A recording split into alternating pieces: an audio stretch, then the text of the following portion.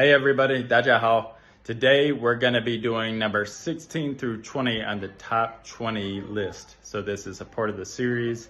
If you haven't seen those videos, you can click the playlist below and find those.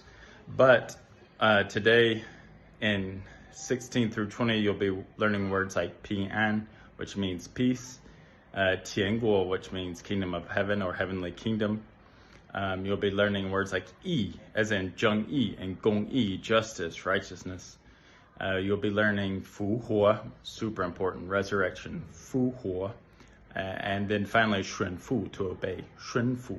So enjoy. If you haven't seen 1 through 5, 5 through 10, or 6 through 10, 11 through 15, check out the playlist link below. And until then, practice writing these characters as they play on your screen with Pleco. If you have Pleco, you can use that.